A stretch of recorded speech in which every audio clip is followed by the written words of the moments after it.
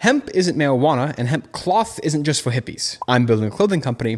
Let's talk about hemp cloth. Hemp and marijuana both come from the Cannabis sativa L family, and when you look at them, you can tell the difference because hemp is a lot more stalk and a lot less leaves, unlike its inverse, marijuana. Originating in Central Asia over 8,000 years ago, hemp fiber has been used for rope, cloth, paper, and medicine for literally thousands of years. And while its production is complicated, I want to dive into it because it really helps you understand why hemp cloth is so amazing. First, we begin with cultivation. Hemp plants are grown and harvested in about 3 to 4 months, and hemp shines here compared to something like cotton since it needs no pesticides, uses up to 95% less water, yields 2 to 3 times the fiber per acre, often grows 40 to 50% faster, and while cotton depletes the soil, hemp is known to rejuvenate it. Next is threading process. Hemp is super strong, which makes extracting the fibers super hard. Historically and in third world countries today, hemp is let sit in the fields after being cut for a few weeks to let the natural bacteria break it down. The fiber is taken from the outside of the stalk and requires it to be broken off, which, as I said before, is super difficult because the fibers are so strong. And while in your local village the field threading is fine, it can produce inconsistent fiber strength, and in mass production this can cause a lot of problems. And so to be commercially viable, they do a chemical wetting process where they wash the stalks in a more eco-friendly enzyme wash or in a less eco-friendly acid wash. Following the wetting process, you have a breaking and scutching process where you break all of those fibers off of that woody core. Next, you have a hackling process, which is the combing process, which gets rid of all the tangled fibers and then removes any short fibers. Then you, of course, spin your yarn, and then you can weave or knit it into the fabric. And the last step is the finishing process, where hemp really goes down 2 paths that make it so remarkable. Hemp left minimally or untreated is a lot like linen. It's super strong, even 30% stronger than linen, but it wrinkles easily and people raise concerns about it having a coarse and stiff feeling.